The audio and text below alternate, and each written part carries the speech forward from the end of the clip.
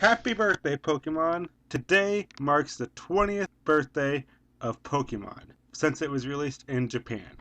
Now, it's been 18 years since it's been over here in America, and I was 8 years old when it was released. I want to share my top 20 Pokemon memories of my life. These are very personal experiences. I will be talking about all the years that I remember, and my views might not agree with your views, but I sure do hope that you enjoy the video. I would also like to add that I do not own any of these names or titles or anything. That all belongs to Nintendo.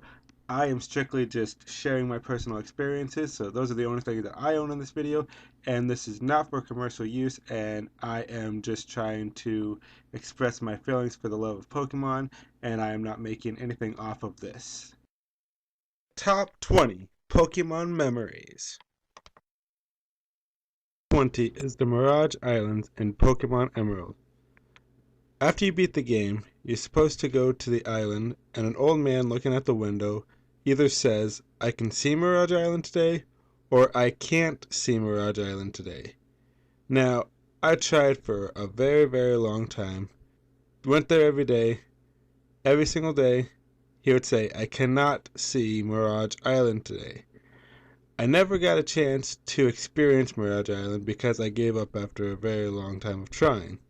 But that is why it's number 20 on this list, is because it's not a good memory, but it's still a memory of me trying to find out what Mirage Island would have been like back in Pokemon Emerald.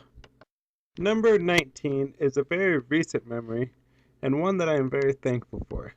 My friend showed me a video of a guy customizing an old Game Boy and making it look like it had Pokemon, Charizard, and the back was really cool.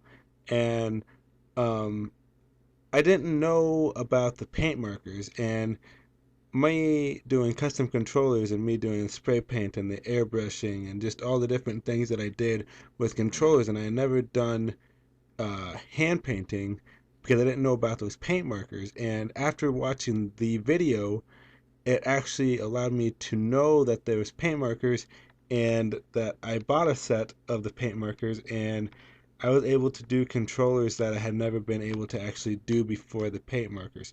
So the video of the Pokemon Game Boy helped me expand my business and expand my skills. Number 18 is Wonder Trading. I thought that Wonder Trading was a great addition to the Pokemon series, and I really enjoyed it. I first experienced it in Pokemon Omega Ruby, and I fell in love with it.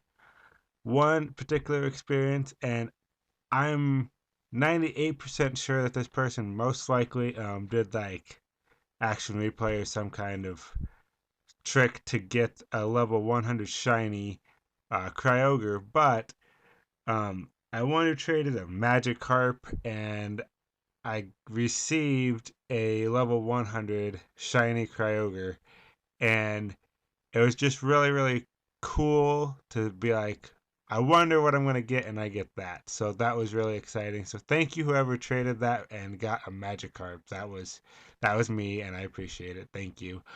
Number 17 is trying to catch all the different lettered unknowns in my Pokemon Crystal and Silver games. Now, I know a lot of people don't like this Pokemon, but I think it's kind of a cool design to have these ancient, mysterious Pokemon all having different letters as their body form, and I think that's just really cool. And I just remember going through the cave trying to get all the different letters, and I don't know how many I got all together at the end, but I know it was quite fun, quite memorable to just go and spend hours trying to catch all the different ones. Number 16 is I remember me, my brother, and my sister all having different Pokemon versions of the games, and I know that I had blue version and my brother had red and yellow version.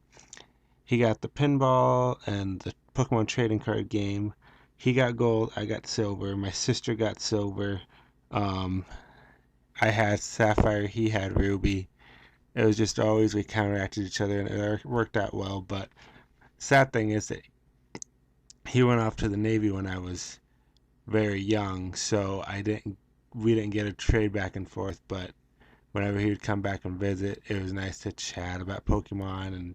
And my sister would always take her Game Boy out to work and play it there, and just the memories of as we gotten older and the different games, how they changed, and we still played them, and it was very fun. Number 15, Pokemon Crystal. Now, there's a few reasons why I like this game. One, awesome case. I love the shiny look of it. Two, I love Suicune. It's beautiful. Um, and the third reason is because it is the first Pokemon game that you can play as a girl. You can choose between being a male and a female, and I personally am a big, huge fan of games that do that, like Fable 3 and Fable 2, and just all those different games where you can choose gender. And for me, Pokemon was one of the first ones that I experienced that with, and I just felt that it was really cool and a step forward to equality between men and women. So I really love this game so much. 14 is the Pokemon trading card game for the Game Boy Color. Me and my brother played this game, and I just remember the whole good feel of it, and I loved the electronical version of the Pokemon trading card game. It was much like this card game, and I liked that when you beat the opponents, you got the booster packs, and that was just a great feeling. And I really liked the pictures, and like the graphics weren't bad for a Game Boy game, and it was just a really fun experience. Number 13. Now, I know a lot of people say that, oh, I saw this Pokemon in real life, but you see the little pictures of different people decorating their pets to look like Pokemon. I swear that when I was a kid, I saw a lump of grass that looked a lot like the leaves of Oddish. I have yet to see that type of plant ever again, and I still swear to this day that that was Oddish. I'm sorry, you guys can't trick me. Pokemon are real. Number 12. Playing Pokemon Mystery Dungeon Red Rescue Team before Sunday School. This was the first Pokemon Dungeon game, and I absolutely fell in love with the whole concept of becoming a Pokemon, and you're actually a Pokemon running around trying to befriend other Pokemon, and I loved it. I thought it was a breath of fresh air into the Pokemon series, and I just loved it, and I couldn't get enough of it. And so I would take it everywhere I went, even to Sunday school, and I would play before class. And I just remember starting a dungeon and having to hurry up and beat it, or getting to like the 12th floor and then having to shut it off because Sunday school was starting. But it was part of the game and part of the risk of playing before Sunday school, but it was fun and still very memorable. Number 11, the Pokemon trading cards. Ah, yes, the Pokemon trading card game. The whole resistance and weakness and all that fun stuff. But who remembers these booster packs? Oh boy. Whenever I see a picture of these, it just brings back so many memories of all the times breaking open those little packets, and someday these cards will be worth something. But my favorite memory is my Machamp deck. That thing was great. And the blue counters, oh, I still remember those. If I could ever find those, I just want to dust off my old Pokemon deck because that would just be so fun. Number 10. Alright, so my sister and her ex-husband rented a apartment, and in the apartment was a Pokemon Red cartridge, and it had Andy written on it. I don't know who Andy is, but Remember when I said that my brother went to the Navy and that me and him weren't able to trade? Well, little did I know that years later I would find a red version for myself, and that is when I was excited because then I had blue and red. Number 9 is my Pokemon Gold and Silver Game Boy. This thing was amazing. Was it gold? Was it silver? And my favorite part, Nintendo knows how to just make an idea go.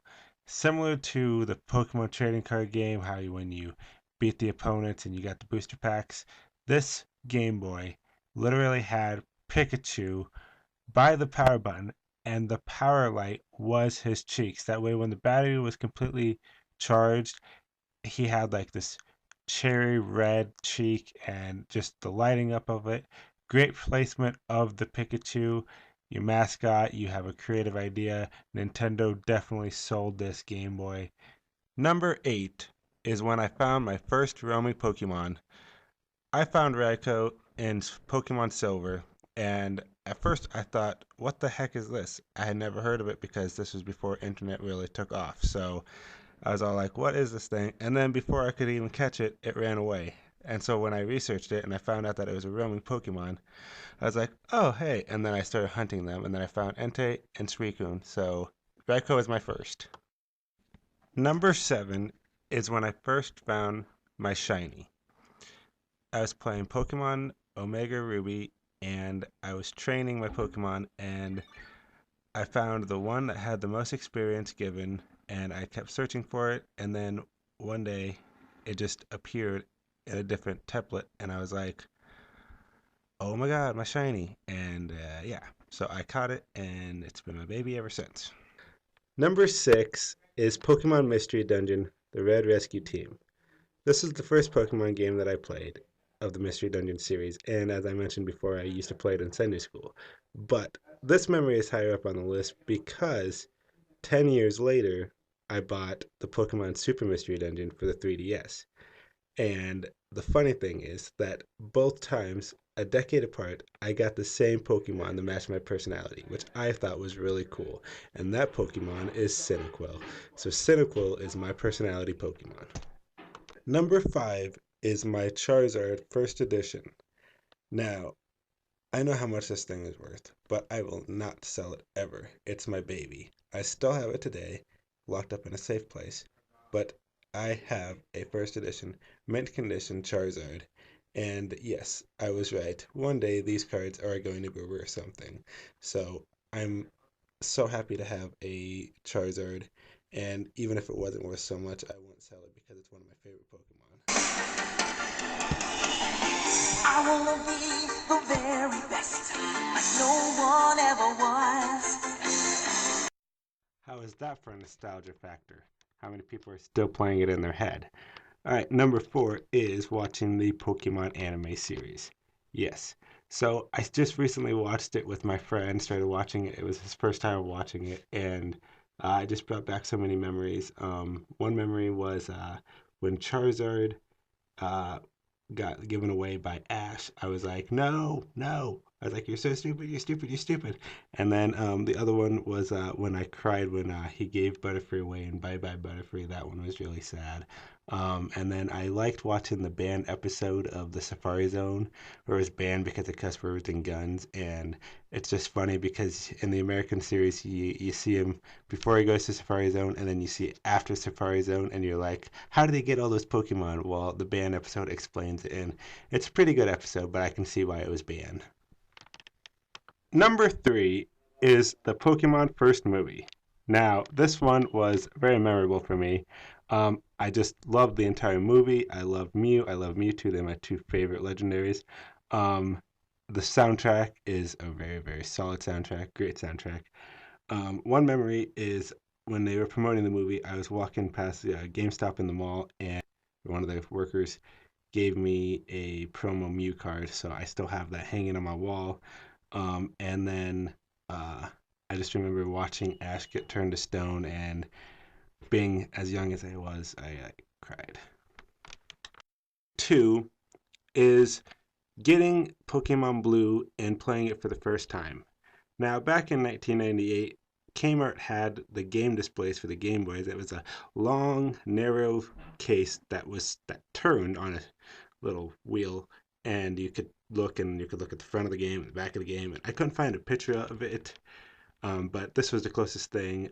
And I just part of the memory is just those cases and just my childhood, and then feeling the game, remembering opening it up, and most Game Boy games were gray, and they had them red and blue, and so that's where I really like the Pokemon original games, and um, just the feeling of opening it up. And then I turn it on, and this amazing cutscene plays, and here's a walk down memory lane.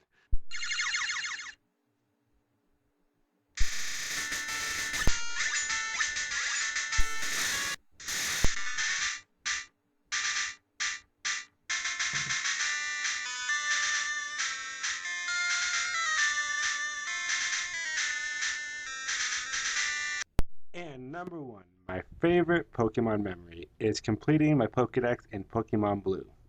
Remember that red game that I found? Well, I put it to good use. I traded all the Pokemon that were only in the red version to the blue version. I link traded to evolve my Graveler into a Golem, my Kadabra and an Alakazam, and I worked hard just trading between those two games by myself because my brother was off in the Navy. And so I just want to say thank you, Andy, for leaving your game there because without that, I could not complete my Pokedex. And then, after I complete my Pokedex, guess what? All I got was a certificate. And so since then, I have not completed the Pokedex of the other games, even though I have them all. I just a certificate. I was like expecting this was before I knew about the whole Mew glitch and everything, but I was expecting like Mew to become unlocked after I completed the Pokédex, and so to get a certificate, it's kind of a letdown, but it's still rewarding. There you have it, my top 20 Pokemon memories over the last 18 years of my life. I hope you enjoyed. Please like, share, and subscribe.